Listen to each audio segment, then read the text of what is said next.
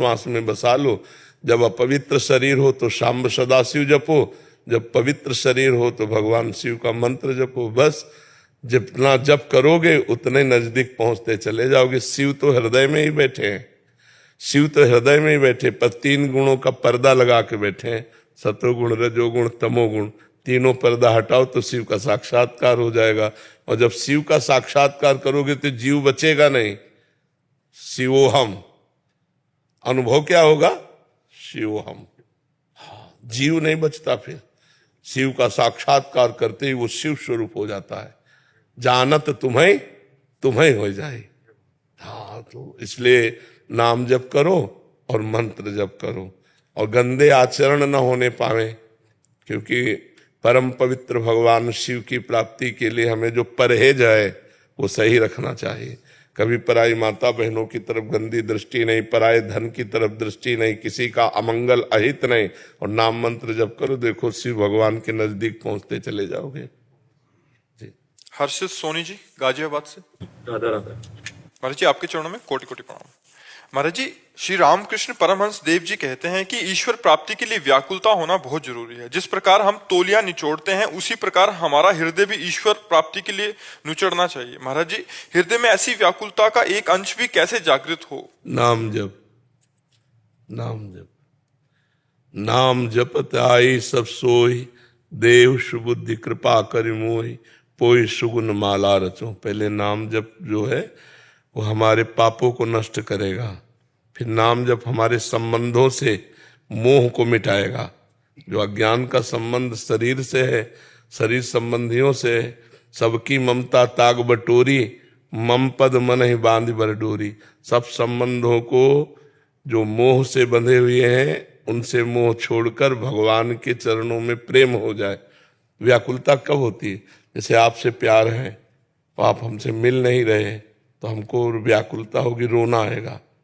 कोई हमें मिला दे, कैसे भी मिला दे, क्या करूं, कहाँ जाऊं। अच्छा, यहाँ व्यक्ति से तो है कि कोई फोन कर दो, कोई हमारी दशा बता दो कि हम उनके लिए इतना व्याकुल हैं, लेकिन वो तो अव्यक्त हैं तो उसका और जी घबराता है। अब क्या करूं, मेरा तो कोई बस नहीं ना, तो चिल्ला चिल्ला कर रोता है। जैसे कोई दिल को मसला करे, शायद इसको ही इश्क कहते हो। प्यारे की याद में एक अद्भुत दर्द, एक अद्भुत व्याकुलता, एक अद्भुत विरह, तब वो भगवत साक्षात्कार। पर इसके लिए भजन, पहले भजन के द्वारा अनर्थ निवृत्ति, साधु संग के द्वारा भगवत चरणारविंद की तरफ समर्पण, समर्पण के द्वारा प्रीति, प्रीति में व्याकुलता, व्याकुलता प्रीति में होती है। बहुत आगे का विषय है। पहले खूब भजन करे, विषयों से राग छोड़े, विषय भोगों के प्रति जो हमारा मन इंद्रियां जाती है वो परमात्मा के प्रति लौटे। पहले उनको लौटाना बड़ा कठिन साधन है, कोई सहज थोड़ी है। आप देखो ना, प्रयास करते हैं हम भजन के लिए, मन इंद्रियां भोगों के लिए जा रहे हैं। लाख प्रयास करो वहीं खड़े मिलते हैं मन इंद्रियां। जब इनको देखो तो वो संसार में ही खड़े। जब ये परमात्मा में स्वाभाविक जाने लगे तब तो हमारी रुचि बढ़ी भगवान की तरफ। रुचि के बाद प्रीति, और प्रीति में व्याकुलता, और व्याकुलता में भगवत साक्षात्कार। कबीरा हंसना छोड़ दे रोने से कर प्रीति, बिन रोए किन पाइया प्रेम प्यारा मीत। खूब भजन करो, खूब नाम जप करो, जो परमात्मा का नाम तुम्हें प्रिय लगे खूब नाम जप करो, उसी से सब कुछ हो जाएगा। बस एक चित्त वृत्ति लग जाए, राधा राधा राधा राधा, जो चाहोगे वो प्राप्त हो जाएगा। व्याकुलता चाहोगे व्याकुलता प्राप्त हो जाएगा, ब्रह्म ज्ञान चाहोगे ब्रह्म ज्ञान प्राप्त हो जाएगा, वैराग्य चाहोगे वैराग्य, जो चाहोगे। पहले धन तो कमाओ, धन है नाम रूपी धन, नाम रूपी धन मिला, अब जो चाहो प्राप्त हो जाएगा। जी। अनु जी पंजाब से। राधे राधे राधे महाराज जी, श्री हरिवंश। महाराज जी, यदि हमारे परिवार का कोई व्यक्ति सद्मार्ग से भटक गया है और हमें ये पता हो तो ये कैसे सुनिश्चित करें कि वो दोबारा से सद्मार्ग में आ जाए? भगवान से प्रार्थना करो। अपने बस की बात नहीं कि हम किसी को बदल सकें, भगवान ही बदल सकते हैं। तो प्रार्थना से बड़े बड़े बिगड़े कार्य संभल जाते हैं। हम रोज भगवान से प्रार्थना करें कि जो अपना सगा संबंधी है उसकी सद्बुद्धि जागृत हो जाए, वो गलत मार्ग से हट के अच्छे मार्ग में आ जाए, और साथ में भजन करें और अपना भजन उसको दें। जिसकी बुद्धि सुधारना चाहते हैं तो उसकी बुद्धि पलट जाएगी। पर भजन और प्रार्थना दोनों साथ साथ चलें और फिर धैर्यपूर्वक इंतजार करें तो भगवान उसकी बुद्धि को पलट देंगे, निश्चित पलट देंगे। भगवान बड़े सामर्थ्यशाली हैं, बड़े कृपालु हैं और भजन में बड़ी सामर्थ्य। अगर हम नाम जप किया और किसी भी व्यक्ति को दे दे तो उसका परिवर्तन हो जाए। ये जो संतों की बात से लोगों का परिवर्तन होता है उसका कारण होता है भगवान की कृपा और भजन। वो भजन करके सर्वे भवन्तु सुखिना सर्वे संत निरामया सर्वे भद्राणि पश्यन्तु मा कश्चित् दुख भाग भवेत्। तो भजन जाके सबकी बुद्धि को आनंद प्रदान कर रहा है, गलत आचरणों से बचा रहा है।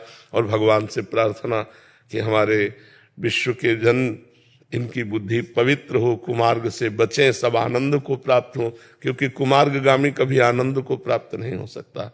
सतमार्ग में चलने वाला ही आनंद को प्राप्त होता है। जी।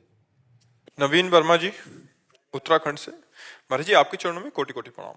महाराज जी जब से आपको सुना है तब से आप में ममत्व भाव आते हैं, क्या गुरु में ममत्व भाव किया जा सकता है?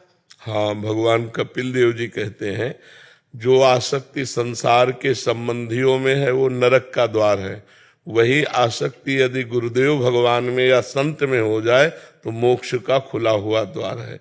महापुरुषों में, भगवान के भक्तों में, संतों में यदि प्रियता हो जाए, ममत्व हो जाए, जैसे अपनी माँ से, जैसे अपने पिता से, अगर ऐसा संतों से हो जाए तो मोक्ष का खुला हुआ द्वार है। बचपन से मेरी माता दे त्याग दी, फिर उसके बाद से जब से आपको सुना है तब से ऐसा लगा कि वो जो प्यार माँ का कभी कहीं नहीं मिलता। आप बोलते हैं कि माँ तो माँ जैसे हो, लेकिन आपसे जब से सुना तब से वो प्यार निरंतर आपसे मिलता है। इसका मैं ऋणी हूँ। खूब नाम जप करो, खूब आनंदित रहो। कामिनी शर्मा जी फरीदाबाद। ज्यादा महाराज जी आपके चरणों में कोटि कोटि प्रणाम। महाराज जी क्या हमें आत्म साक्षात्कार की इच्छा रखनी चाहिए, क्योंकि हमारी आत्मा श्री जी हैं, गुरु जी हैं, तो हम उनका अपने हृदय में दर्शन कैसे करें? जितना सत्संग सुनोगे, जितना उनके चरित्रों का गायन करोगे, जितना पवित्र आहार करोगे, पवित्र विचार रखोगे, उतने ही श्री जी के नजदीक आप देखोगे। श्री जी कहीं और थोड़ी हैं। श्री जी तुम्हारे मन में है, श्री जी तुम्हारे तन में है, श्री जी तुम्हारे हृदय में है, रोम रोम में श्री जी के बिना कोई सत्ता नहीं। पर हम श्री जी के नाम गुण लीला धाम में पहले तन्मय हों, हमें पहले साधना करनी पड़ेगी। बिना साधना के श्री जी का या शिव जी का या राम जी का या कृष्ण जी का साक्षात्कार ऐसे थोड़ी होता है। देखो, अंबा जी ने शिव जी की प्राप्ति के लिए जब ठाना पार्वती जी ने, तो सूखे पत्ता खा करके भजन करती थी। अपर्णा नाम पड़ा, अपर्णा तभी नाम पड़ा, सूखे पत्ता खा के भजन। तो हमें पहले भोजन का सुधार करें, आचरण की पवित्रता करें और खूब चरित्र सुने। जब भगवान के चरित्र सुने जाते हैं तो हृदय व्याकुल होने लगता है कि ऐसे भगवान को मैं कब पाऊं, ऐसे श्री जी को कब पाऊं। उनके चरित्र सुने, उनका नाम जप करें, पवित्र आहार करें, दूसरों का उपकार करें। दूसरों के उपकार से हमारे इष्ट बहुत जल्दी प्रसन्न होते हैं। पर हित सरिस धर्म नहीं भाई। अगर हम दूसरे का हित करें, दूसरे का उपकार करें और खूब नाम जप करें, खूब लीला चरित्र सुने, पवित्र आहार करें, पवित्र आचरण करें, तो भगवत प्राप्ति अपने आप हो जाएगी। तो महाराज जी इच्छा करनी चाहिए ना हमने, कि हम मतलब इच्छा कर रहे हैं तो हम ऐसा तो नहीं कर रहे कि हम इच्छा करना चाहिए, ये इच्छा करनी चाहिए और इच्छाएं नहीं करनी चाहिए जो माया जनित है। लेकिन भक्ति जनित इच्छा तो करनी, हमें गुरु जी का सानिध्य मिले, हमें श्री जी का सानिध्य मिले, ये तो इच्छा करनी चाहिए। आशा ही परमम दुखम नैरास्यम परमम सुखम, संसार के लिए। लेकिन श्री जी के लिए आशा परमम सुखम। आशास्य दास्यम वृषभानुजायास तीरे समध्यास्य च भानुजाया। मैं आशा करता हूं कि मैं श्री जी की दासी कब बनूंगा, मैं वृंदावन में कब अखंड वास करूंगा, ये आशाएं हैं। कब मैं श्री जी के चरणों में महावर लगाऊंगा, कब मैं अपने इष्ट देव को सुख पाऊं, ये आशा तो करनी ही है, ये तो इच्छा करनी है। गृहस्थ में रह के से हाँ, बिल्कुल हो जाएगा। गृहस्थ विरक्त तो हमारा एक रहनी है, लेकिन हम सब परमात्मा के हैं। अगर हम उसका भजन करेंगे, श्री जी का भजन करेंगे, तो श्री जी को प्राप्त हो जाएंगे। भजन करने से भगवान की प्राप्ति हो जाती है। तो गृहस्थ में रह के भजन करो तो श्री जी की प्राप्ति हो जाएगी। प्रशांत व्यास जी। राधा वल्लभ श्री हरिराम। महाराज जी आपके चरणों में कोटि कोटि प्रणाम। महाराज जी भगवत कृपा एवं पारिवारिक संस्कारों के चलते आदतन ही भगवान का नाम वाणी एवं मन में चलता रहता है। महाराज जी, किंतु जब श्री जी की कृपा से वृंदावन बार बार आना हो रहा है, पर धाम से प्रीति ना होकर मन घूमने और पकवान खाने में ही रहता है, बिना भगवान से प्रेम हुए क्या नाम। हाँ चलो, किसी बहाने वृंदावन आना हो, इसी बहाने वृंदावन याद तो आएगा। बोले वृंदावन की वो क्या बोलते हैं जो आलू के बल्ला चाट। हाँ बिहारी जी ला याद आवे, भल्ला याद आ जावे तो उससे वृंदावन की याद तो आ जाएगी। वृंदावन को चिंतवन यह दीप और बार, कोटि जन्म के अघ तमय काट करे उजियार। वृंदावन की किसी एक वस्तु, किसी एक व्यक्ति की स्मृति आ जाए तो हमारा हृदय पवित्र होने लगेगा। तो खान पान के लिए ही सही, किसी बहाने वृंदावन आना हो जाए, बिहारी जी से आंख लड़ाना हो जाए। अब ये तो है नहीं कि यहाँ केवल टिक्की चाट खाने आए, कोई आएगा तो ये तो आएगा कि चलो एक बार यार बिहारी जी के दर्शन कर लेते हैं, एक बार परिक्रमा कर लेते हैं, तो जीवन निहाल हो जाएगा। किसी भी बहाने से वृंदावन आना हो, किसी भी बहाने से भगवान का स्मरण हो, जीव का परम मंगल होता है। क्योंकि भगवान का नाम, भगवान का रूप, भगवान की लीला, भगवान का धाम, ये परम मंगल में मंगल भवन अमंगल हारी। भगवान अमंगल हरण करने वाले, किसी भी तरह से हम भगवान से जुड़े तो हमारा मंगल हो जाए। गुरुदेव, जैसे आपने जॉनी और जोजो को कहा था कि समोसा पसंद है, हरी चटनी तो गुरुदेव हम लोग भी वही चाह रहे हैं कि हम लोग को भी समोसा देकर हरी चटनी के साथ आपके जितने भी चाहने वाले हैं उन सबको निकुंज प्रभु पहुंचा दें। देखो, हमें कोई वस्तु पसंद आवे इसमें निषेध नहीं है, लेकिन उसको तुरंत मोड़ दो कि अच्छा समोसा चटनी, इसका मतलब आज श्री जी की इच्छा है समोसा चटनी पाओ, लो भाई समोसा चटनी लिया और आधा वल्लभ लाल की जय, हे प्रिया प्रीतम पाओ, और पा लिया। तो यहाँ भी प्रिया प्रीतम है, पहले प्रिया प्रीतम को अर्पित किया, अब उसमें कोई नुकसान नहीं है, केवल हमारी रसेंद्री के लिए थोड़ा बंधन कारक है, लेकिन प्रियालाल को अर्पित करने की आज हमारी जलेबी की इच्छा, इसका मतलब हमारे प्रभु जलेबी पाना चाहते हैं। चलो भाई प्रभु आज जलेबी की व्यवस्था करके, ऐसे तो हमारे लिए भगवान ने एक रास्ता बना दिया है कि अगर इंद्रिया हमें फंसाना चाहती तो उससे मुक्त होने का हमारे पास मार्ग है। अगर हमारा मन कोई मांग करता है तो हम प्रभु से उसे जोड़ देते हैं, प्रभु से जुड़ते ही वो प्रसाद हो जाती है, और प्रसादे सर्व दुखाना हानि रस्य उपजाते, प्रसाद समस्त दुखों का नाश कर देता है। शिव नारायण भट्ट जी, उत्तराखंड से। जय सीताराम महाराज जी, आपके चरणों में दंडवत प्रणाम। महाराज जी, जब भगवान और भगवान के प्राण प्यारे भक्तों में भेद नहीं है, तो जब कोई भक्त भगवान के साक्षात्कार करते हैं तो वो उसी क्षण मुक्त हो जाते हैं, पर जब हम संतों का या भक्तों के दर्शन करते हैं तो हम मुक्त क्यों नहीं होते? क्योंकि इतनी सुदृढ़ भावना नहीं कि भगवान से बढ़कर है। भगवान ने आदेश किया, सातों सब मुहिम जग देखा, मोते अधिक संत कर लेखा। संत को हम भगवान या भगवान के समान, भगवान से अधिक देख नहीं पाते। हम एक मनुष्य मानते हैं, साधक मानते हैं, संत मानते हैं, इसलिए कल्याण नहीं होता। जाकी रही भावना जैसी, प्रभु मूर्ति देखी तिन तैसी। दुर्योधन भी भगवान को देख रहा तो क्या कल्याण हो गया? परम पद को प्राप्त कर लिया क्या श्री कृष्ण के दर्शन से? क्योंकि उसकी भगवत भावना नहीं है। तो संतों के प्रति भगवत भावना नहीं, इसलिए भगवत प्राप्ति नहीं होती। नहीं तो संत दर्शन मात्र से भगवत प्राप्ति हो जाए। संभाषण और साधना तो अलग की बात है।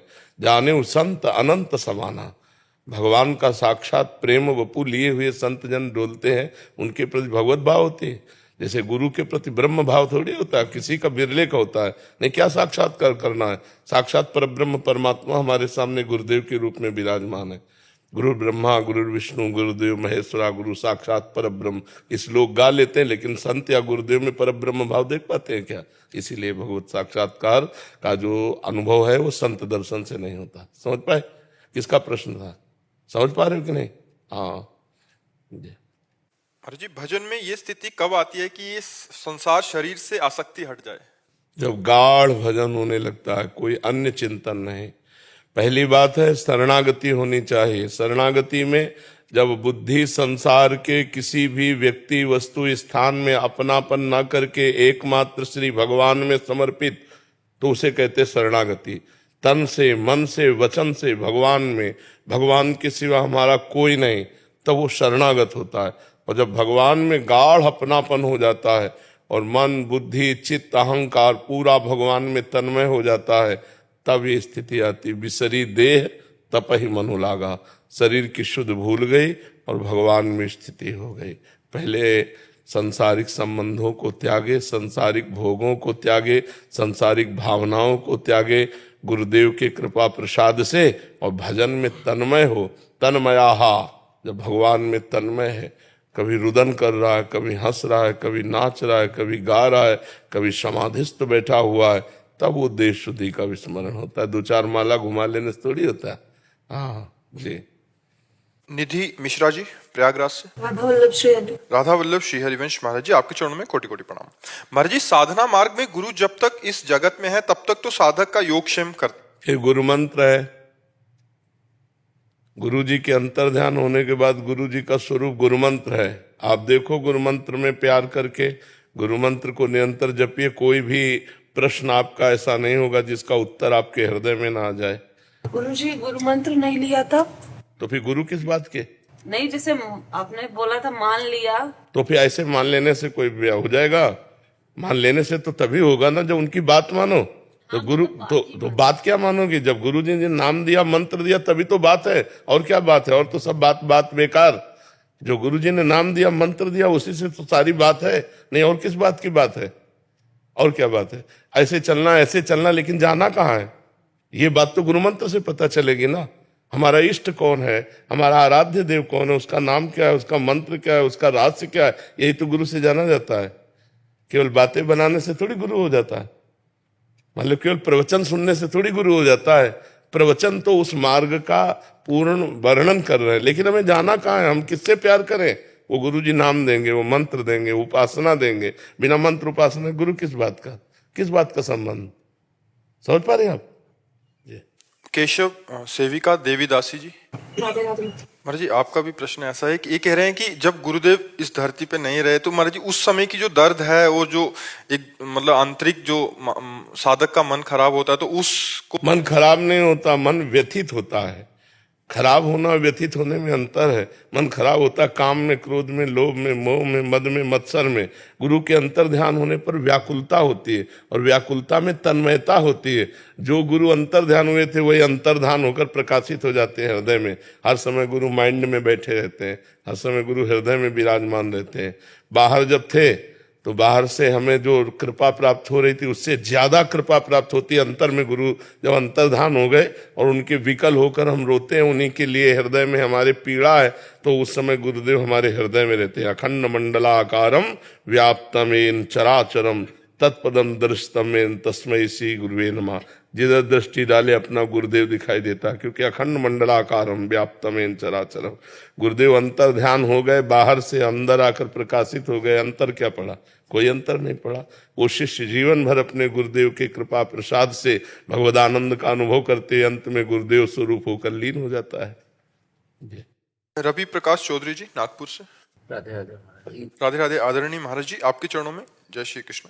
महाराज जी, मैं भारत सरकार में 28 वर्ष से उच्च पद पर आसीन हूँ। महाराज जी, मांस मदिरा का सेवन नहीं करता, लगभग 20 वर्ष से ध्यान कर रहा हूँ। मन में संशय है कि इतने समय से ध्यान करने के बाद भी मेरी स्थिति कहाँ है? महाराज जी, इसका समाधान और उचित। जब अभी तक तुम्हें स्थिति का ही पता नहीं चला तो ध्यान किसका कर रहे हो? किसका ध्यान कर रहे हैं? स्थिति का ही पता नहीं चला। 20 साल हो गए, मटकी में छेद कर दो और ऐसे ऐसे डालते रहो, एक अंजुली तो भर पाएगी क्या कभी? अपने छेदों को बंद करो। जो इंद्रियों के द्वारा भोगों की विलासिता में मन का जाना है, यही छेद है। ध्यान का मतलब है अखंड ध्यान रहना, निरंतर ध्यान रहना। ध्यान का मतलब कुछ देर आंखें मूंद लेके बैठने को ध्यान नहीं कहते। ऐसा तो बगुला भी आंख मूंद करके खड़ा रहता है जल में मछली के ध्यान के लिए, मछली आई खा गया। इंद्रियों का निर्विषय हो जाना और परमात्मा में तन्मय हो जाना ध्यान कहते हैं। वो चलते फिरते, उठते बैठते, खाते पीते, सोते जागते हर समय होता है। कौन सा ध्यान कर रहे हो आप? अष्टांग योग का तो ध्यान है नहीं, क्योंकि तुम्हारा चेहरा बता रहा है। बात समझना, जो योगी का अष्टांग योग का ध्यान है वो है नहीं। अब घंटा 2 घंटा आंख मूंद के बैठ जाओ, सो जाओ, उसे हम ध्यान कहते नहीं। ध्यान का मतलब चित्त वृत्ति का परमात्मा में तन्मय होना। जागृत अवस्था में हमारी चित्त वृत्ति जैसे व्यक्ति वस्तु स्थान में जाती है, ऐसे केवल परमात्मा में स्थित रहे, उसे ध्यान कहते हैं। और अष्टांग योग का ध्यान तो मान लो प्राणायाम, प्रत्याहार, ध्यान, धारणा, समाधि, वो तो एक अलग है कि पद्मासन लगाकर बैठे हुए हैं और नासाग्र दृष्टि है और एकाग्र चित्त से परमात्मा का ध्यान कर रहे हैं कई घंटे लगातार, वो समाधि की तरफ जा रहे हैं। लेकिन आपका वो वाला ध्यान तो है नहीं, अष्टांग योग वाला। तो कौन सा ध्यान करते हैं आप? 1 घंटा ध्यान में लीन हो जाता हूँ, शरीर का शुद्ध बुद्ध। भैया जब 1 मिनट ऐसा जिंदगी में कभी हो जाएगा ना तो ये प्रश्न नहीं रहेगा, क्योंकि तुम 1 घंटा करते हो, यहां पूरा जीवन उसी में दिए हैं। 1 मिनट देह भाव रहित हो जाओगे। देह भाव रहित नींद में हुआ जाता है, समझ रहे हो? देह भाव रहित तंद्रा में हुआ जाता है। लेकिन ध्यान में जब देह भाव रहित होगे तो आनंद युक्त होगा, और उस आनंद में 24 घंटे एक मस्ती रहेगी। 1 मिनट के ध्यान में 1 मिनट देह शुद्ध जब भूल जाओगे तो 24 घंटे मस्ती रहेगी। और 20 साल से कह रहे हो तो अब तक तो तुम्हें परमात्मा स्वरूप में स्थित हो जाना चाहिए था। 12 साल में तो सिद्ध हो जाता है साधक। 12 साल कोई नियम पूर्वक साधना की जाए वो सिद्ध हो जाती है। इसका मतलब है, आप खुद निर्णय करो, सवाल हल नहीं हुआ इसका मतलब है हासिल नहीं जोड़ा। कोई है जो छूटा हुआ है, उसे देखो अंदर से। और सबसे ज्यादा छूटा हुआ कि 1 घंटे ध्यान करके 23 घंटे छोड़ दिया, तो 23 घंटे में जो कूड़ा करकट जमा हुआ उसका क्या करोगे? 23 घंटे में जो कूड़ा करकट जमा हुआ उसका क्या करोगे? 1 घंटे झाड़ू लगाई और 23 घंटे सब खिड़कियां खुली कर दी और जो हवा से गंदगी आई तो तुम्हारा पोछा लगाना बेकार हो गया। इसीलिए 20 साल से कुछ अनुभव नहीं हुआ। और अगर खिड़की बंद करके और पोछा लगा कर छोड़ दो तो जब जैसा खोलोगे वैसे साफ मिलेगा। तो खिड़कियां बंद नहीं की, हर इंद्रिय अपने स्वतंत्र है, तो फिर क्या फल मिला? इसलिए नाम जप करो। नाम जप करते हो है, उसका हर समय प्रयास करो। हर समय प्रयास करो कि जैसे आप कोई सांसारिक कार्य कर रहे हो, राजकीय कार्य कर रहे हो, तो उस कर्म को भगवान को अर्पित कर दो। तदर्पिता अखिलाचारिता। और जो नाम जप है जहां खाली समय मिले बस अब जैसे हम आपसे बात कर रहे हैं, बात करने में एक शब्द में भी अंतराय अगर हमको मिला तो हम फट से अपनी जगह आ जाएंगे। और जो ये कार्य कर रहे हैं ये भगवान के लिए कर रहे हैं, ना आपके लिए कर रहे हैं ना अपने लिए कर रहे हैं, भगवान के लिए कर रहे हैं। तो ऐसे आप करो, जो राजकीय कार्य है वो भगवान के लिए कर रहे हैं, हर समय नाम। तो आप देखो बैठे बैठे आपको रोना आने लगेगा, ऐसा आनंद आएगा कि आप अपने को छुपाना चाहेंगे, अपने आनंद को मनाएंगे कि इस समय ना हो, इस समय मैं राजकीय कार्य में हूं, पर वो उफान मारेगा। 20 वर्ष बहुत होता है, नहीं होता ना? 20 साल तो अगर कोई भी अभ्यास किया जाए तो बहुत सुदृढ़ अभ्यास हो जाएगा। 1 घंटे का अभ्यास शुरू किया तो 20 साल में 20 घंटे में तो आ जाते कि उठते बैठते चलते भगवदाकार वृत्ति है और कुछ याद ही नहीं है नहीं? तो अभी थोड़ा सही ढंग से चलो। देखो, अपने को यदि पूर्ण मान लोगे तो पूर्णता में कभी पहुंचोगे नहीं। अपने को अपूर्ण मानोगे तो पूर्णता में पहुंचना स्वाभाविक हो जाता है, क्योंकि अभी हम अपूर्ण हैं। तो अभी आप अपूर्ण हैं। पूर्णता आपका स्वरूप है, ना आप स्वरूप में स्थित है और ना भगवान के स्वरूप में स्थित है। देह भाव में है कि नहीं है? तो अब इसको काटो। उठते बैठते चलते फिरते हर समय नाम जप करो और भगवान के मंगलमय चरणों का ध्यान करो, जो भगवान का आपको स्वरूप प्रिय हो। क्योंकि हम आकार में फंसे हैं, आकार से ही छूटेंगे। कांटा लगा हो तो कांटे जैसी आकृति वाले यंत्र से ही कांटा निकाल करके हम कंटक रहित हो सकते हैं। तो ऐसे ही हम फंस गए आकार में फंसे हैं। आकार का ही चिंतन करो तो फिर निराकार जो स्वरूप है वो जागृत हो जाएगा। ध्यान का स्वरूप हमारे प्रभु श्री राम, प्रभु श्री कृष्ण, भगवान शिव ऐसे होने चाहिए, जिससे हम उनके रूप का चिंतन कर सके, उनके नाम का चिंतन कर सके। और ये चिंतन अचिंत गति को प्राप्त करा देगा। मम दर्शन फल परम अनुपा, जीव पाव निज सहज स्वरूपा। सहज स्वरूप जो है ना वो समाधिमय है। शंकर सहज स्वरूप सम्हारा, लाग समाधि अखंड अपारा। जो स्वरूप स्थित है अखंड अपार, 88 हजार वर्ष की समाधि लग जाती है भगवान शिव की अपने स्वरूप में। वही स्वरूप आपका है। जो शिव का स्वरूप है वही आपका स्वरूप है। जो बड़े बड़े सिद्धों का स्वरूप है वही आपका स्वरूप है। स्वरूप में कोई अंतर नहीं। तो अभी तक हम स्वरूप में तो पहुंचे नहीं, समझ रहे हो? एक गाढ़ स्थिति तंद्रा की होती है, जैसे बैठे, अब चले गए। हम ध्यान उसे मानते जैसे जागृत तुम्हें देख रहे हैं, ऐसे आंख खुली हो या आंख बंद हो, बिल्कुल चेतना में, और हम परमात्मा स्वरूप का उसे ध्यान कहते हैं। बिल्कुल जागृत, बिल्कुल चेतना में, और फिर ध्यानस्थ उसे ध्यान कहते हैं। ऐसे ध्यान तो बहुत लोग लगाते हैं कि बैठे हो थोड़ी देर में अपना कंबल में आनंद में, फिर घड़ी में देखा 2 घंटा हो गए, बोले ध्यान का समय पूरा हो गया, उठ गए। इसे हम ध्यान नहीं कहते। ध्यान कहते 2 घंटे में 2 सेकंड भी आप खोए नहीं, केवल परमात्मा में स्थित चैतन्य घन।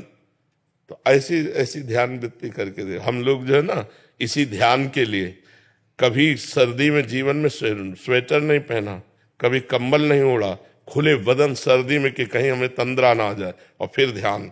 गंगा के किनारे चल रहे ठंडी वायु, और उसमें शरीर थर थर कांप रहा है, और लगाए पद्मासन, उसी में गंगा जी की धारा की तरफ बैठे, भूख प्यास गर्मी सर्दी सब भूल कर तब उस परमात्मा की तरफ बढ़ना होता है।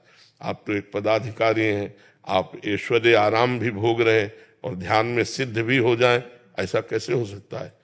एक ही पद्धति अपनाओ, नाम, वो आपको आगे बढ़ाएगा। असलियत जब आएगी ध्यान की, तो गदगद सुर नैना सजल दंपति रस रहे भीन। वो चल रहा है तो अपने ध्यान में है, वो कार्यरत है तो ध्यान में है। इसमें सामर्थ्य ऐसी होती है भगवान के भजन में, वो एक साथ 2 कार्य कर सकता है, भगवान का चिंतन भी और संसार का कार्य भी।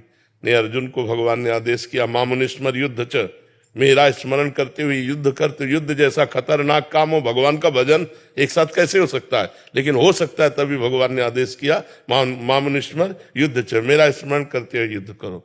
तो सावधानी से अब लगो, अब जीवन ज्यादा नहीं रह गया। बहुत कृपा है जो शरीर स्वस्थ है, नहीं ऐसे ऐसे रोग हैं पूछो मत। मनुष्य जीवन क्या नरक जीवन है। यदि भजन बन जाए तो बन जाए, नहीं भैया बहुत नरक जीवन है। तो जल्दी जल्दी ऐसा भजन कर लो कि इससे पिंड छूट जाए, अगला जो जन्म हो तो दलित दुराए वाला ना हो। अगर मनुष्य जन्म पावे तो बचपन से भगवान का भजन करते हुए भगवान को प्राप्त हो जाए। नहीं जन्म मरण क्या क्या। अच्छा, मनुष्य है तो दवाइयां हैं, अब ऐसे पशु पक्षी योनियां हैं कि जिनमें कष्ट है, बस भोगते रहो, न कोई औषधि है न कोई निराकरण है। तो अभी भगवान का भजन करके भगवान को रिझा लो तो जीवन सार्थक हो जाए। आसन में कितनी देर बैठ सकते हो? पद्मासन, सिद्धासन में, जैसे बैठे सुखासन में। सुखासन कभी बैठे हो? पद्मासन सिद्धासन में? हाँ, अभी बैठ ऐसे ऐसे बैठो। जब जब ध्यान में बैठो, पूरा 90 अंश का कोण, मेरुदंड सीधी, ऐसे बैठो और नासाग्र में दृष्टि करो, बंद नहीं करना है, नासाग्र में दृष्टि। न नींद, न तद्रा, न जागृत, तीनों अवस्थाओं से परे तुरी अवस्था की तरफ हमारी गति हुई, यहां बिल्कुल होना चाहिए। नासाग्र दृष्टि होनी चाहिए और यहीं ध्यान करो। इसी नासाग्र दृष्टि में परमात्मा के जिस रूप का, जिस नाम का, और ऐसे खुली आंख। अब अभ्यास करना, देखना, और थोड़ा ब्रह्मचर्य पर ध्यान दो। गृहस्थी का कार्य पूरा हो गया, परमात्मा का कार्य पूरा करो। श्री वृंदावन दास जी वंशीवट से। महाराज जी, आपके चरणों में कोटि कोटि प्रणाम। श्री हरिवंश। महाराज जी, राधा रानी मानसरोवर व वेलवन, बंसीवट, वांडीर वन, मोरवन धामों की परिक्रमा ब्रिजवासी व संतजन करते हैं। महाराज जी, इन धामों की जो महिमा है, देखो, संपूर्ण 84 कोष हमारे प्रियालाल का केल विलास भूमि है। एक कण ऐसा नहीं है जो श्री जी के चरणों से युक्त न हो, जहां श्री जी के चरण न पड़े हो, और एक कण ऐसा नहीं जो प्रेमियों के आंसुओं से भींगा न हो। पूरा 84 कोष ब्रजमंडल ये ब्रह्म भूमि है। ये साक्षात श्री कृष्ण का वपू है 84 कोष भूमि। तो जितनी भी ये सब लीला स्थलियां हैं, प्रिया प्रीतम के चरण चिन्ह और प्रेमी जनों के आंसुओं से भींगी हुई भूमि है। यहाँ की प्रदक्षिणा मात्र से, अगर पद्धति से नंगे पैर 84 कोष ब्रजभूमि की परिक्रमा की जाए तो उसका कभी 84 योनि में फिर भ्रमण नहीं होगा।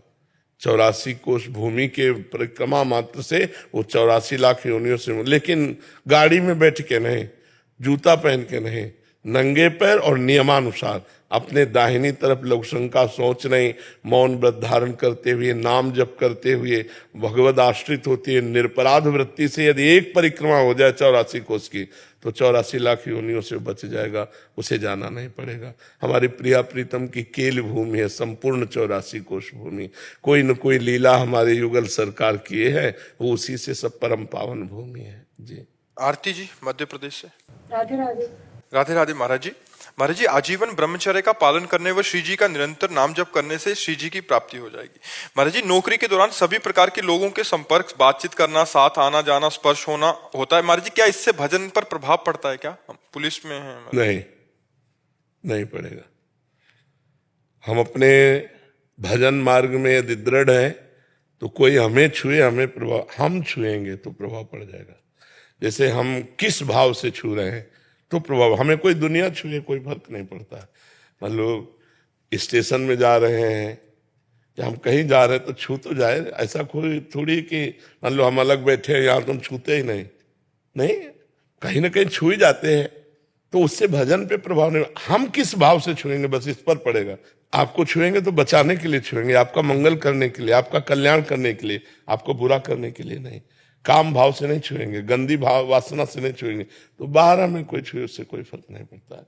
हम गंदी भावना से ना छुएं किसी को, किसी की गंदी भावना का सपोर्ट हम ना करें, तो हमारा ब्रह्मचर्य ठीक रहेगा और नाम जब चलता रहेगा। हमारे को कोई छुए उससे कोई फर्क, तो हम किसी को नहीं छुएंगे, भाव से छुएंगे। हमारा पूज्य है तो उसके चरण छुएंगे, ऐसा कोई धक्का लग रहा है तो अपने बचाव पक्ष में रहेंगे, तो वो बात अलग है। लेकिन हम किसी को गलत भाव से छुए तो फिर वो हमारे अंदर फर्क पड़ जाएगा। सूक्ष्मा जी। राधे राधे। राधे राधे महाराज जी। महाराज जी, मेरा प्रश्न है कि अगर मनुष्य अपने जीवन के अच्छे और बुरे कर्म इसी जन्म में भोगता है तो नहीं, इसी जन्म में नहीं भोगता। जन्म जन्म का जो एक भंडारा जमा है, गोदाम, उसे कहते संचित कर्म। उससे जो निकल कर शुभ अशुभ आया, उससे शरीर बना है, उससे कुछ निकल करके आया। जैसे गोदाम से कुछ निकाल करके गेहूं पिसाया जाता है हफ्ता 10 दिन के लिए, तो ऐसे 80 वर्ष 100 वर्ष के लिए प्रारब्ध बन करके वो आया सुख दुख का। और मनुष्य जन्म में क्रियमाण नए कर्म करने का अधिकार पुराने कर्मों को भोगते हुए। तो जैसे हम नए कर्म कर रहे हैं, सफलता नहीं प्राप्त हो रही, पुराने कर्म बुरे हैं तो हमें बार बार गिरा रहे हैं।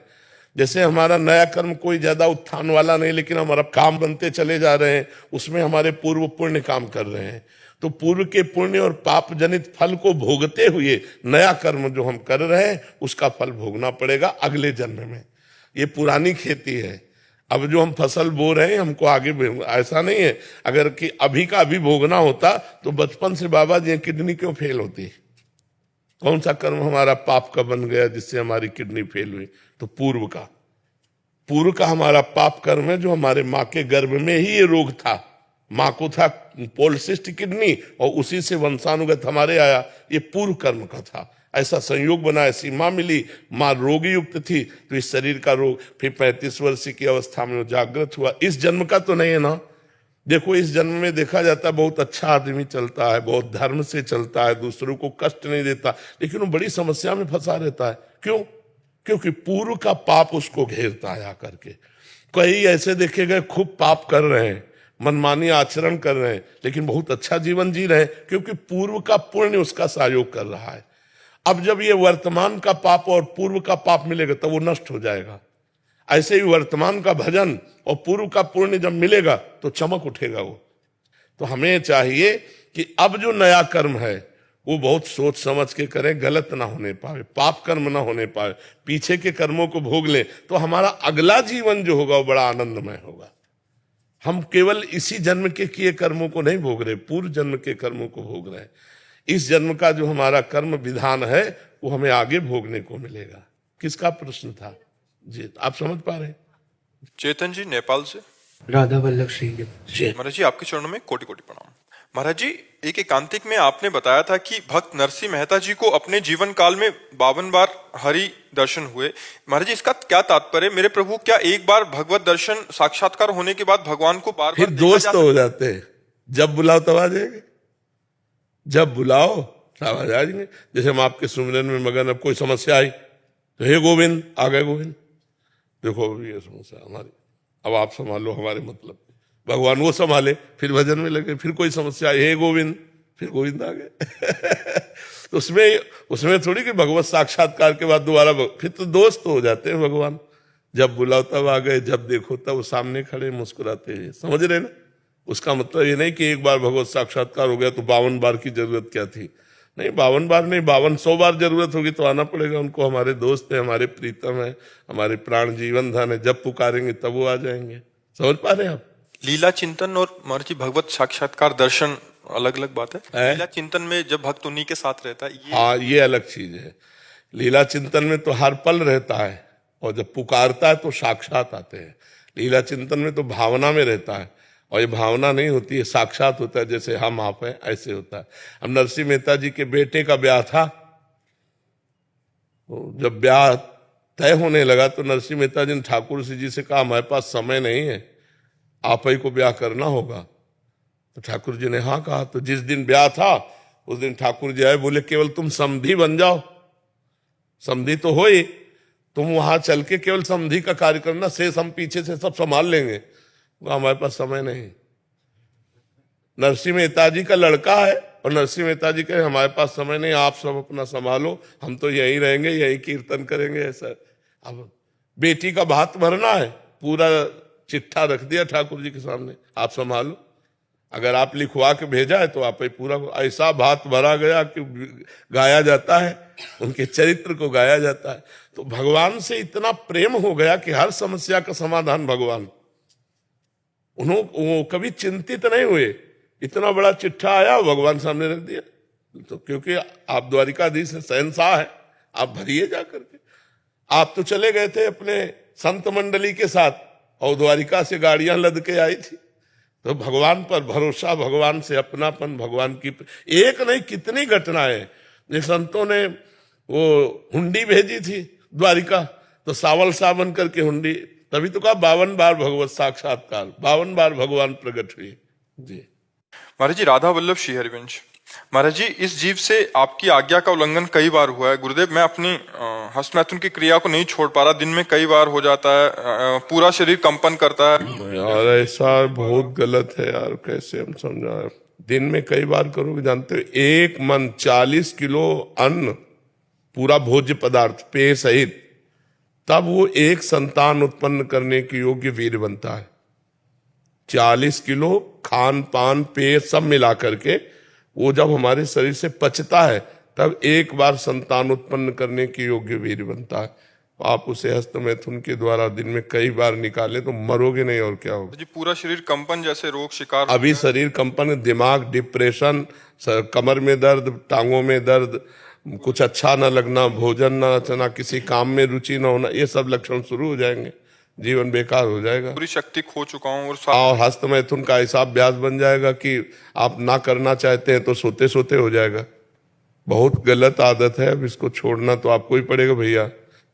मतलब हर तरह से मरना हो जाता है। एक आदमी की मृत्यु हो गई, झंझट खत्म हो गई, इसमें जीते जी मरना हो जाता है।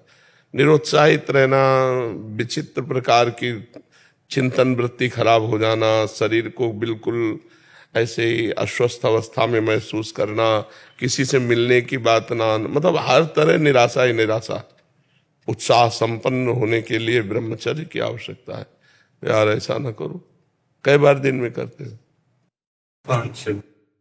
हे भगवान, 5-6 बार अपने को नष्ट करते हो तो कैसे मतलब आप स्वस्थ हो पाओगे, कैसे हो पाओगे। अब तो क्या हुआ कि बच्चा भगवान के सुख का तो परिचय है नहीं, तो संसार में इसी सुख को लगता है, और इसमें क्षणिक मात्र एक सुख का आभास होता है।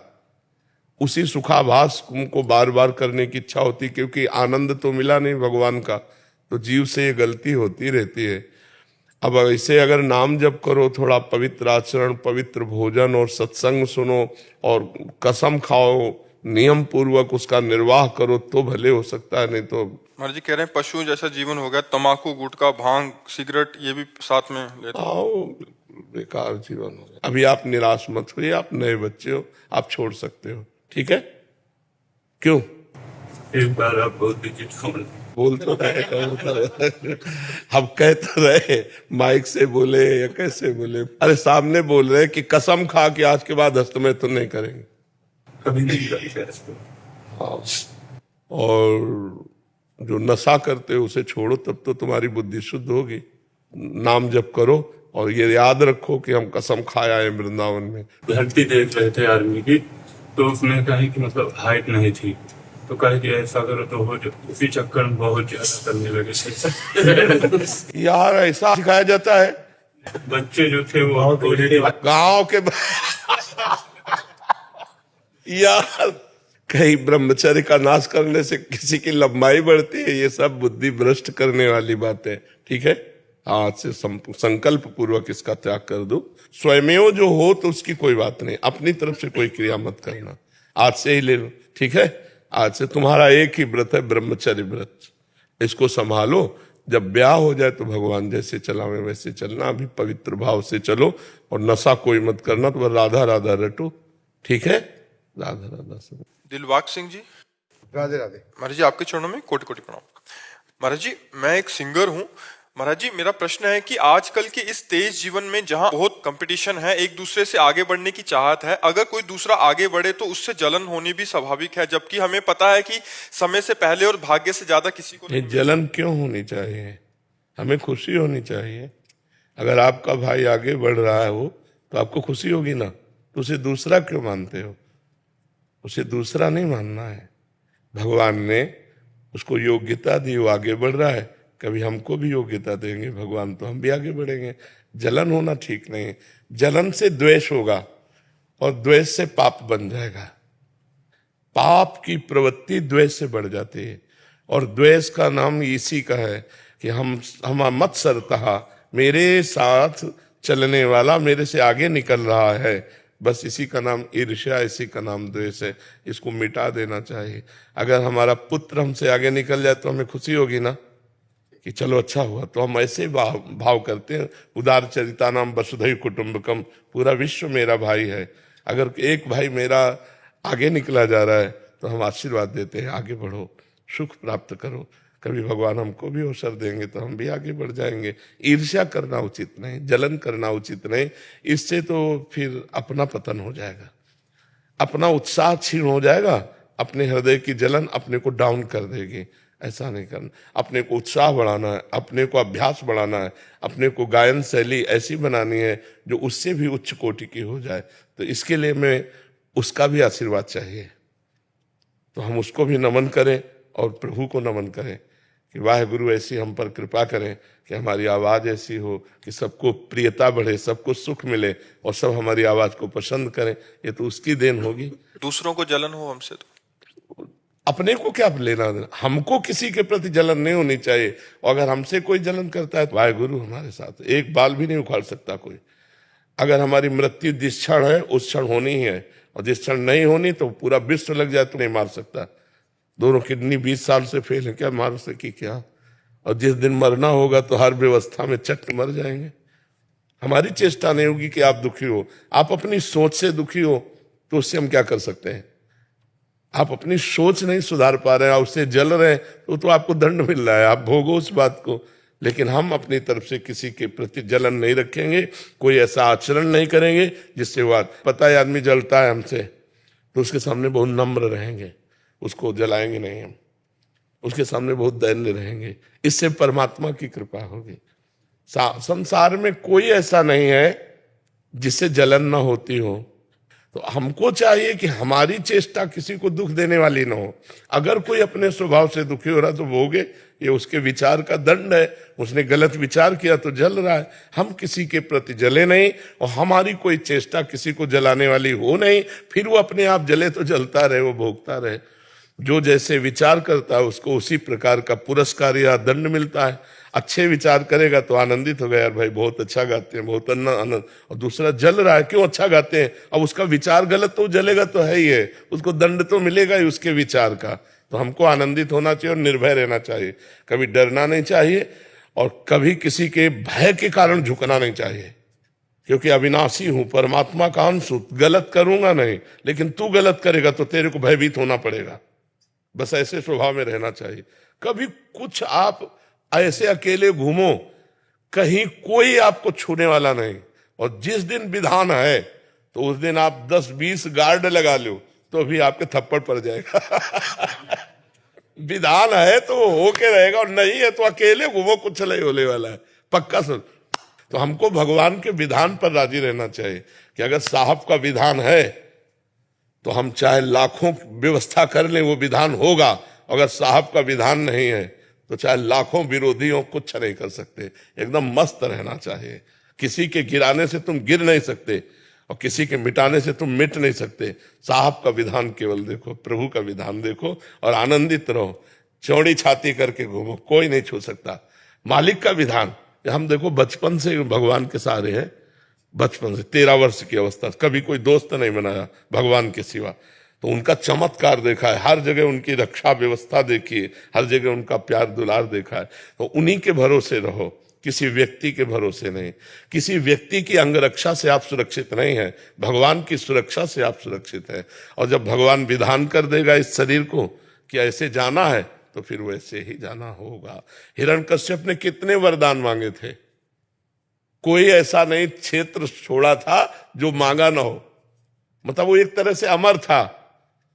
दिन में न मरूं, रात में न मरूं तो भगवान संध्या के समय, बाहर न मरूं, भीतर न मरूं तो भगवान डेली में, मनुष्य से न मरूं, ब्रह्मा के रचे हुए से भगवान ऐसा अवतार लिया कि जो ब्रह्मा का रचा हुआ नहीं था, नरसिंह। जीवित से न मरूं, निर्जीव से न मरूं तो नाखून, जीवित और निर्जीव दोनों फाड़ के फेंक दिया भगवान ने। भगवान है, उनके समान कोई है नहीं। इसलिए भरोसा भगवान का रखे, किसी इंसान का नहीं। और इंसान के राग द्वेष से अपने में कोई फर्क पड़ना नहीं चाहिए। वो अपना स्वभाव है, जल रहा है, कोई हमसे आनंदित हो रहा है, कोई दुखी हो रहा है, वो दुखी हो रहा है, उसका स्वभाव आनंदित हो रहा है, उसका स्वभाव, हम किसी को दुख नहीं देंगे, ऐसा भाव रखना चाहिए।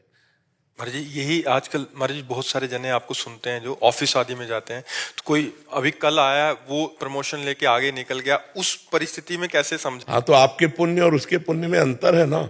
हम बहुत उसने, मेहनत कर रहे हैं। हाँ, उसने पूर्व में इतना पुण्य किया है कि फटाफट क्रॉस करता चला जा रहा है, उन्नति को जा रहा है, तो हमें उसे प्रणाम करना चाहिए। भाई तेरा तपस्या ज्यादा है, तेरा पुण्य ज्यादा है, मैं प्रयास ज्यादा कर रहा हूं इस जन्म, लेकिन तेरा पूर्व जन्म का पुण्य अधिक है, तू आकर के ग्रेजुएट बनता चला जा रहा है, कभी मेरे ऊपर भी कृपा होगी। ऐसा सोचकर ईर्ष्या नहीं करनी चाहिए। कोई बहुत ज्यादा महाराज जी दूसरों को रिझा के आगे निकल गया? नहीं, रिझाने से नहीं निकलता। रिझाने से क्या हम किसी को पैर छू लें? अगर हमें आप कोई आगे बढ़ावे, पूर्व का पुण्य है तो संयोग बन जाता है, वैसे संयोग बन जाता है। पूर्व का विधान है तो वैसे संयोग बन जाता है। उसे आप रिझाना को क्यों? जो मान लो जलते हैं वो क्या रिझा नहीं सकते क्या? जब वो जान रहे कि ये रिझा कर आगे बढ़ गया तो आप भी रिझा लो, तो तुम्हारी रीझन से वो रिझेगा ही नहीं, क्योंकि तुम्हारा भाग्य नहीं है और उसका भाग्य है, तो फौरन रिझ गया और आगे निकल गया। वो पूर्व का होता है पुण्य, पूर्व का पुण्य होता है जी। बस यही प्रार्थना है कि निरंतर निरंतर अपने इष्ट का स्मरण होता रहे। भगवान की माया हमें विस्मरण के गर्त में डालती वस्तु, व्यक्ति, स्थान के संयोग को दिलाकर, भगवान की भक्ति इनसे वैराग्य दिलाकर भगवान के स्मरण में डालती है। भगवान की माया विस्मरण कराती है भगवान का, और भगवान की भक्ति स्मरण कराती है। हम भगवान के शरणागत जन हैं, तो हम हर समय अपनी चित्त वृत्ति को प्रभु के चिंतन में लगाते रहें। कभी नाम का चिंतन, कभी रूप का चिंतन, कभी गुण का चिंतन, कभी लीला का चिंतन, कभी धाम का चिंतन। इन के इन प्रकारेण हमारा अभ्यास ऐसा 24 घंटे में हो कि उठते बैठते चलते फिरते खाते पीते सोते जागते हम अपने इष्ट में रहें, अपने इष्ट की भाव में रहें। कभी ऐसी कृपा हो जाए कि 2-4 मिनट के लिए देह भूल जाए, देह भाव विस्मृत होकर भाव देह में हम भगवान की भावना में इतना तन्मय हो जाए कि शरीर की सुध न रहे, मैं कौन हूं, मैं कहाँ हूं, क्या करना चाहिए। कभी ऐसा कृपा प्रसाद मिले, वही जीवन का आनंद है। फिर जब उठते बैठते चलते फिरते शरीर की शुद्ध ही ना रहे, एक इष्टाकार वृत्ति, ये हमारा लक्ष्य है।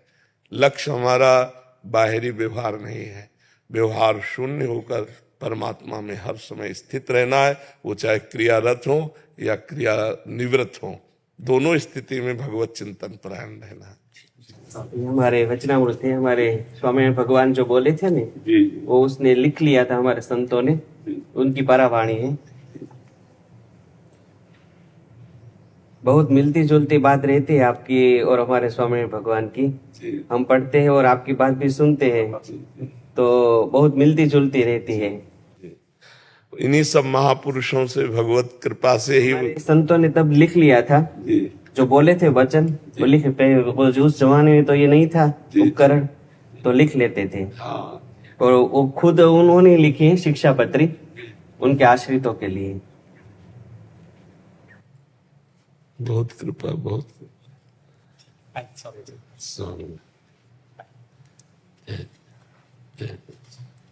बोल श्री गिरिराज नारायण की जय, श्री गोवर्धन नाथ की जय, श्री हरदेव जी महाराज की जय। तो ये हरदेव जी रहे, ऐसा 4 महादेव रहे ना ब्रज में, कामेश्वर, आसेश्वर, चकलेश्वर और भूतेश्वर, ऐसे बाबा 4 देवता रहे ब्रज में।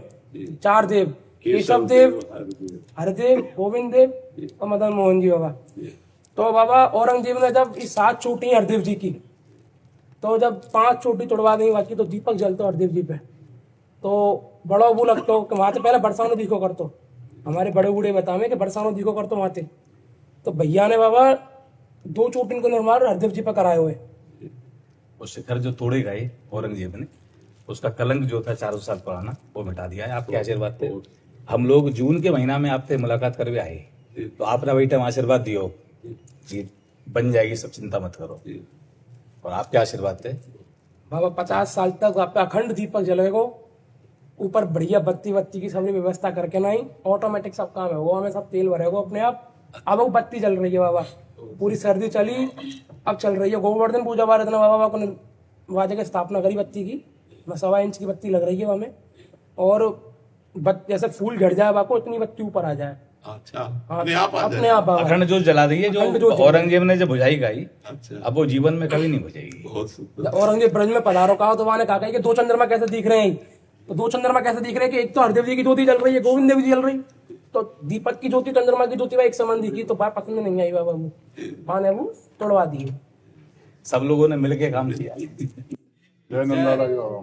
लाडली लाल की जय, कुल विश्वानी की जमाई की जय। बाबा एक चौपाई छोटी सी, काहे गर्व करो तुम ऋषि राधिका किशोरी पे, हमारे श्याम सुंदर बिन रह नहीं पाते हैं, कहते तुम यहाँ बान राजा की किशोरी, हमारे ग्वालिया के इशारे पे भगी चली आते, हमारे ग्वालिया के इशारे पे भगी चली आते, पैरा दो 9 लखा हार वाकू, कार्य की कमरिया पे रीझ जग जाते, वो कहते ब्रजवासी नंदगम बारो करके सगाई अब कायरे से आते। बोल विश्वान के जमाई की जय। महाराज जी एक छोटी सी हम बरसान इतने आए तो कटने में नहीं। महाराज जी योगी जन जान पाते हैं ना जिसका प्रभाव, जिसकी कला का पार शारदा न पाती है, नारद आदि ब्रह्मवादियों ने भी ना पाया तत्व, दिव्य दिव्य शक्तियां भी नित्य गुण गाती हैं, शंकर समाधि में ढूंढते हैं जिसको, श्रुतियां भी नेति नेति कहे हार जाती हैं, वो नाना रूपधारी विष्णु मोहन मुरारी, उस विश्व के मदारी को गोपियां नचाती है। के जमाई की जय, लाल की जय। बिल्कुल बिल्कुल, ताई अहिर की छोहरिया छछिया बर छाछ में नाच ले जाए। महाराज जी मैया के खावे ना लड्डू और हमारी गोपिन की खट्टी छाछी के पी जाए, ये कहा बराबरी करके महाराज जी।